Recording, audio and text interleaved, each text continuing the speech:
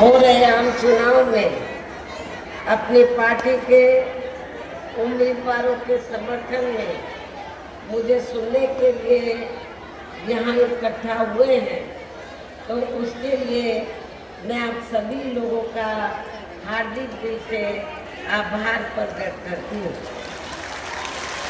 वैसे आप लोगों को ये मालूम है कि हमारी पार्टी कांग्रेस, बीजेपी व अन्य किसी भी विरोधी पार्टी तथा गठबंधन आदि के साथ मिलकर नहीं, बल्कि अकेले ही अपनी पार्टी के बलबूते पर पूरी तैयारी व दमदारी के साथ ये चुनाव लड़े। इसके साथ ही हमने टिकट बंटवारे के मामले में भी सर्व समाज के लोगों को बीएसपी में जुड़ने की तादाद को ध्यान में रखकर फिर उस अनुपात में ही उन्हें उचित भागीदारी भी दी है, जिनको कामयाब बनाने के लिए पार्टी के लोग पूरे जी जान से लगे हैं। हालांकि आज आपकी यहाँ इकट्ठा हुई अपार भीड़ व भीड़ के जबरदस्त जोश को भी देखकर अब मुझे भी ये काफ़ी हद तक भरोसा हो गया है कि आप लोग इस चुनाव में यहाँ अपने प्रदेश से अपनी पार्टी का बेहतर रिजल्ट जरूर लाएंगे। इसके लिए अब मैं आप लोगों का ध्यान कुछ जरूरी बातों की तरफ दिलाना चाहती हूँ, और इस संबंध में विशेषकर मैं कांग्रेस, बीजेपी व इनके अन्य सभी सहयोगी दलों के बारे में ये कहना चाहूँगी कि आज़ादी के बाद शुरू में केंद्र व देश के अधिकांश राज्यों में भी ज़्यादातर सत्ता यहाँ कांग्रेस पार्टी के हाथों में ही केंद्रित रही, किंतु इनकी खासकर दलित, आदिवासी व पिछड़ा वर्ग विरोधी तथा अन्य और मामलों में भी रही गलत नीतियों एवं गलत कार्य प्रणाली आदि की वजह से ही फिर इस पार्टी को केंद्र में काफी राज्यों की भी सत्ता से बाहर होना पड़ा, तथा यही स्थिति इनकी सहयोगी पार्टियों की भी बनी रही है। और अब पिछले कुछ वर्षों से बीजेपी व इनके सहयोगी दल केंद्र व अधिकांश राज्यों की भी सत्ता में काबिज हो गए हैं। साथ ही इनकी भी ज़्यादातर जातिवादी, पूंजीवादी, संकीर्ण, सांप्रदायिक व द्वेषपूर्ण नीतियों एवं कार्य प्रणाली आदि से तथा इनकी कथनी व करनी में भी काफ़ी अंतर होने की वजह से ऐसा लगता है कि इस बार ये पार्टी भी यानी कि भारतीय जनता पार्टी भी केंद्र की सत्ता में आसानी से वापस आने वाली नहीं है। बशर्ते यदि ये चुनाव इस बार फ्री एंड फेयर होता है तथा आम चर्चा के मुताबिक वोटिंग मशीनों में भी कोई गड़बड़ी आदि नहीं की जाती है, और वैसे भी इस बार चुनाव में इनकी कोई भी पुरानी एवं नई चल रही नाटकबाजी, जुमलेबाजी व गारंटी आदि काम में आने वाली नहीं है, क्योंकि अब देश की जनता काफ़ी हद तक इस बात को समझ चुकी है कि इनकी पार्टी ने अब तक देश के विशेषकर गरीबों, कमजोर तबकों, मध्यम वर्गीय एवं अन्य मेहनतकश लोगों को जो इन्हें अच्छे दिन दिखाने के असंख्य प्रलोभन भरे वायदे किए हैं तथा अनेकों हवाई व कागजी गारंटी आदि दी है, तो उनका जमीनी हकीकत में अभी तक भी इन्होंने लगभग 1/4 हिस्सा भी कार्य पूरा नहीं किया है, बल्कि इसके स्थान पर इनका ज़्यादातर समय व ताकत भी यहाँ इनके अपने चहेते रहे बड़े बड़े पूंजीपतियों एवं धन्ना सेठों को ही ज़्यादा से ज़्यादा माला माल व धनवान आदि बनाने में तथा इन्हें हर स्तर पर छूट देने व बचाने में ही लगी रही है, जिनके अधिकांश आर्थिक सहयोग से ही ये पार्टी व अन्य पार्टियां भी अपना संगठन चलाती हैं तथा चुनाव आदि भी लड़ाती हैं, जिसका काफ़ी कुछ खुलासा बॉन्ड की आई रिपोर्ट से भी हो जाता है। और इस संबंध में वैसे आप लोगों को ये मालूम है कि अभी कुछ दिन पहले तो माननीय सुप्रीम कोर्ट ने बॉन्ड के बारे में जो खुलासा किया है, तो उससे ये स्पष्ट हो जाता है, उस खुलासे से ये स्पष्ट हो जाता है कि इस देश में बीएसपी को छोड़कर जितनी भी राजनीतिक पार्टियां हैं, चाहे कांग्रेस हो, बीजेपी हो, आम आदमी पार्टी हो, अन्य और विरोधी पार्टियां हो या इनके गठबंधन दल हो, तो इन सारी पार्टियों ने जो रिपोर्ट आई है,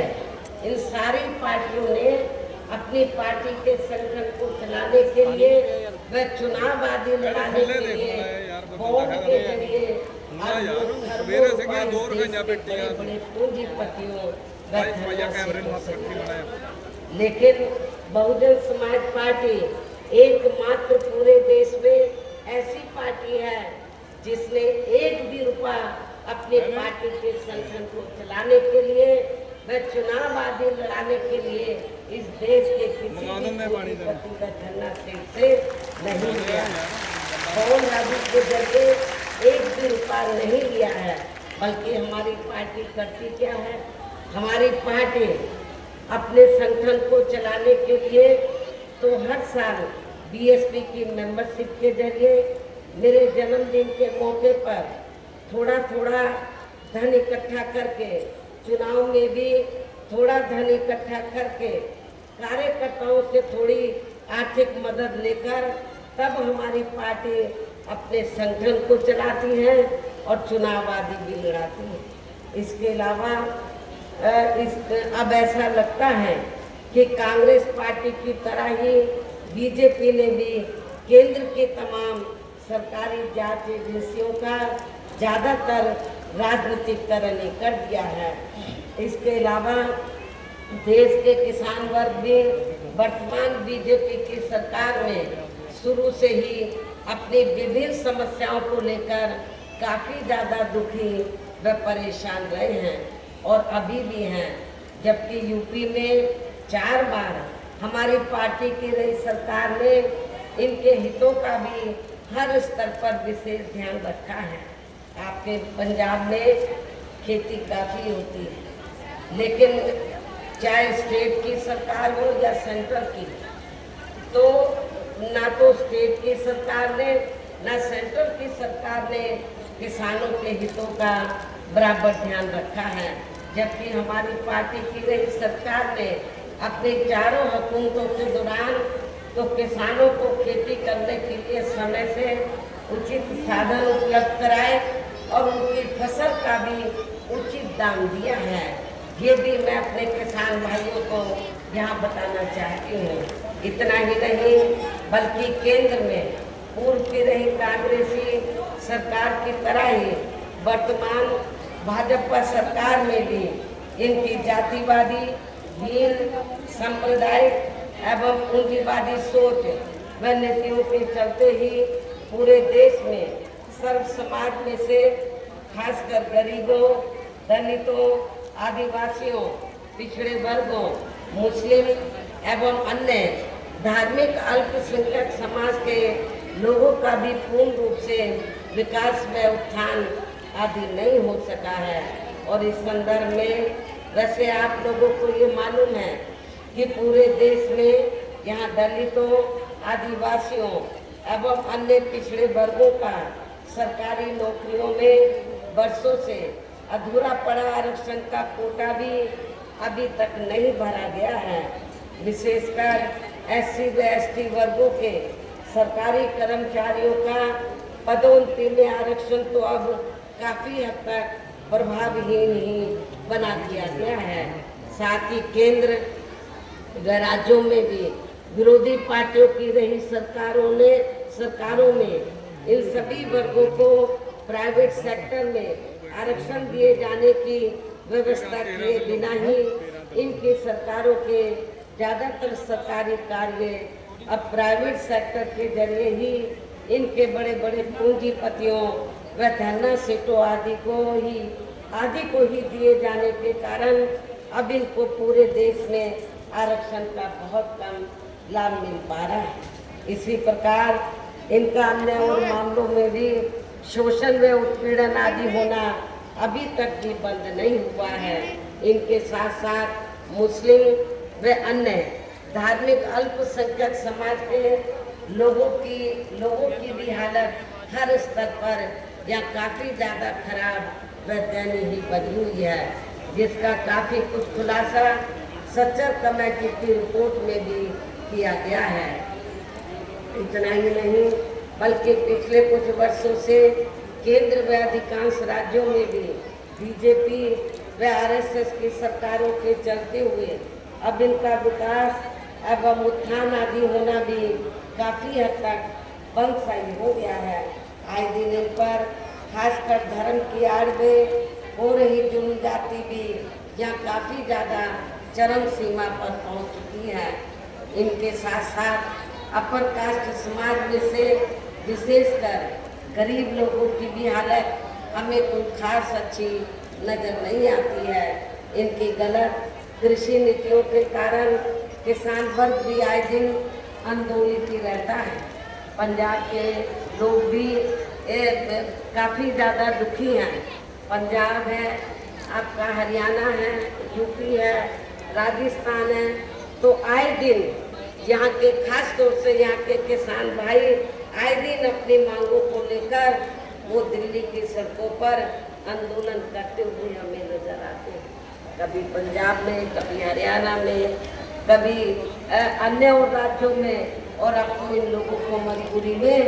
तो दिल्ली में भी जाकर अपनी मांगों को लेकर धरना प्रदर्शन करना पड़ता है।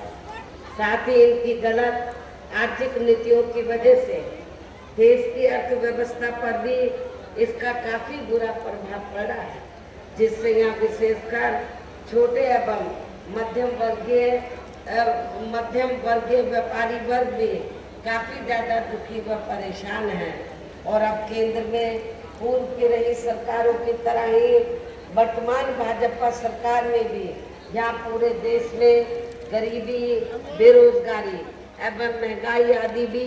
लगातार काफ़ी ज़्यादा बढ़ रही है। देश में हर स्तर पर फैला भ्रष्टाचार भी कम नहीं हुआ है। ऐसे में अब आप लोगों को देश में हो रहे लोकसभा चुनाव में कांग्रेस, बीजेपी व इनकी सहयोगी पार्टियों को भी तथा यहाँ की जो और स्थानीय पार्टियां हैं उनको भी केंद्र की सत्ता में आने से जरूर रोकना है। जिनकी गलत नीतियों व गलत कार्य प्रणाली आदि को आप लोग काफ़ी हद तक आजमा भी चुके हैं। और अब ये विरोधी पार्टियां किस्म किस्म के ऐसी स्थिति में अब ये विरोधी पार्टियां किस्म किस्म के साम, दाम, दंड भेद आदि अनेकों हथकंडे इस्तेमाल करके केंद्र की सत्ता में आने की पूरी कोशिश में लगी हैं, जिनसे अपनी पार्टी के लोगों को हर स्तर पर काफ़ी ज़्यादा सावधान रहना है। और इस मामले में विरोधी पार्टियां अपने अपने पक्ष में हवा बनाने के लिए खासकर मीडिया, ओपिनियन पोल व सर्वे आदि का जो बड़े पैमाने पर इस्तेमाल कर रही हैं, तो उनसे अपनी पार्टी के लोगों को बिल्कुल भी गुमराह नहीं होना है। इसके साथ ही विरोधी पार्टियों के विभिन्न रूपों में जारी किए गए इनके हवाई व प्रलोभन भरे चुनावी घोषणा पत्रों एवं वायदों आदि के बहकावे में भी पार्टी के लोगों को कतई नहीं आना है, जिन्हें ये पार्टियां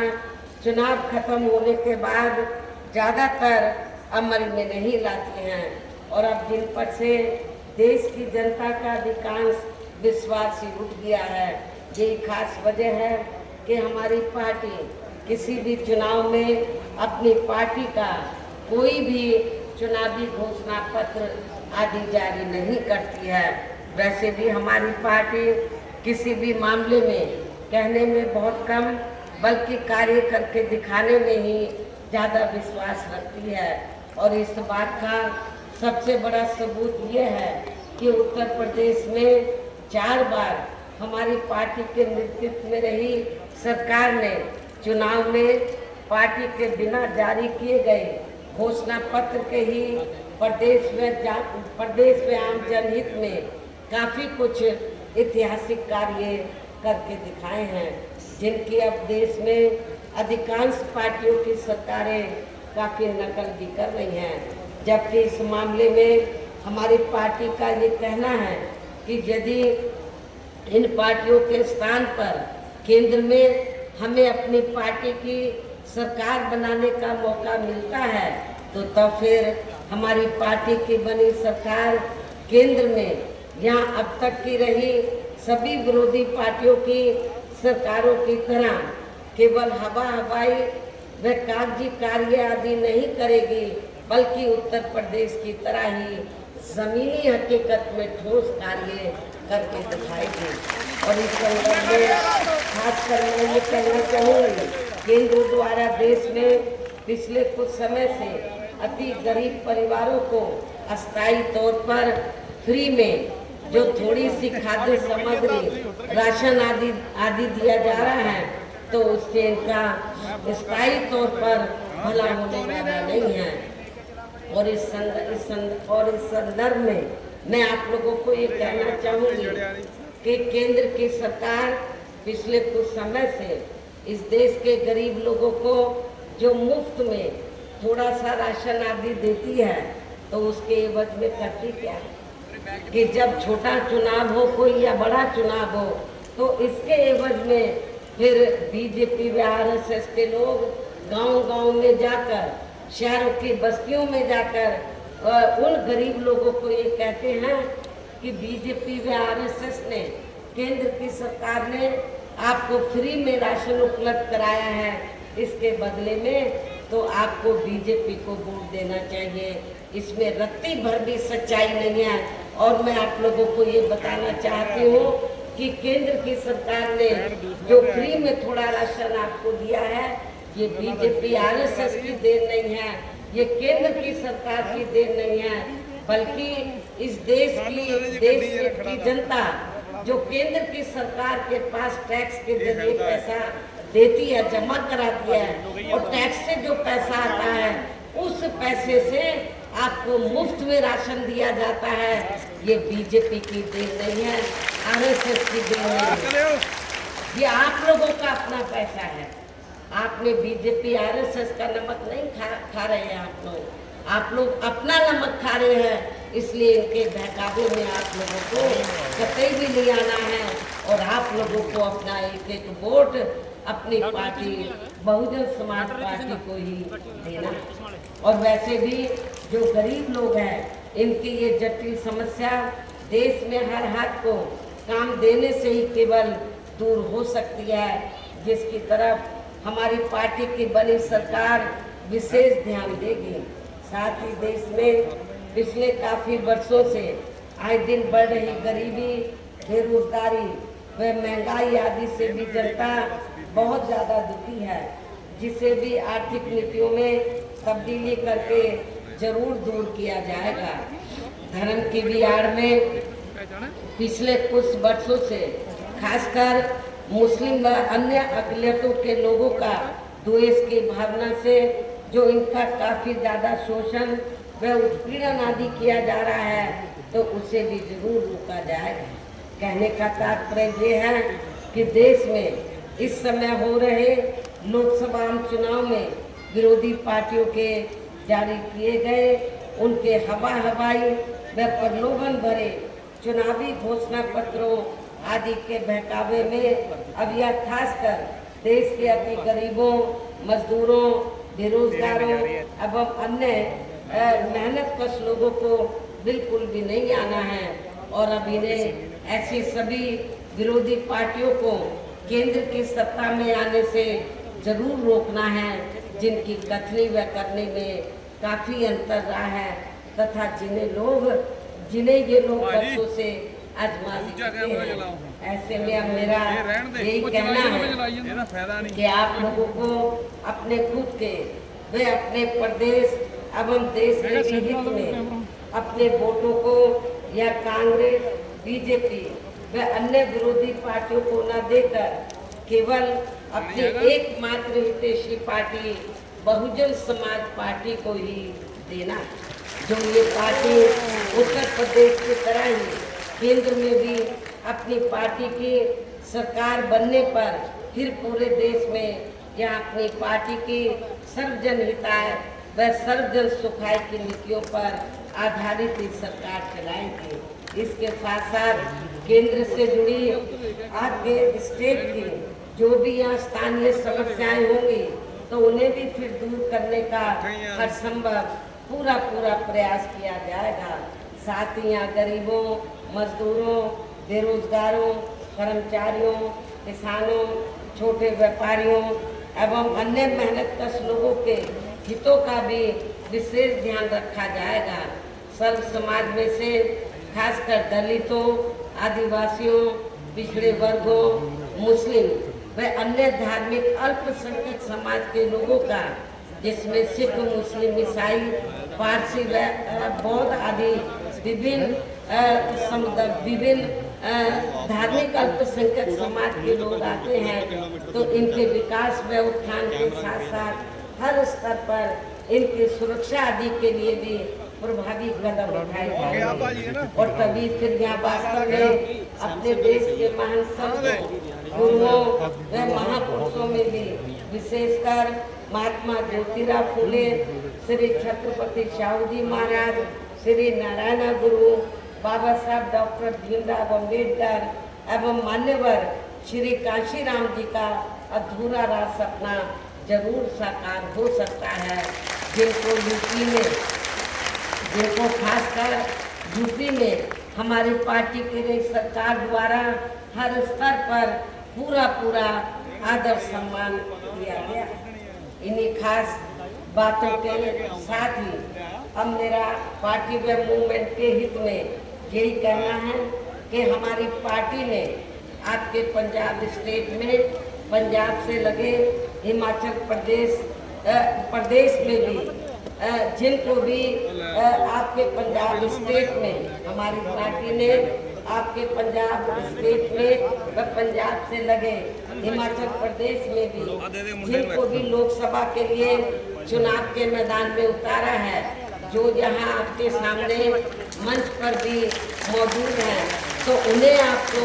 जरूर कामयाब बनाना है। जिसके लिए या पार्टी के केंद्रीय व स्टेट के कोऑर्डिनेटर तथा स्टेट की दोनों स्टेट की पूरी कमेटी व यहाँ के अन्य सभी स्तर के छोटे बड़े पदाधिकारी एवं कार्यकर्तागण आदि पूरे जी जान से लगे। और अब अंत में मेरा यही कहना है, आप लोगों को वोट पड़ने वाले दिन यहाँ अपनी पार्टी के सभी लोकसभा उम्मीदवारों को अपनी पार्टी का जो चुनाव चिन्ह हाथी है, हाथी चुनाव चिन्ह के सामने वाले बटन को दबाकर इनको भारी वोटों के अंतर से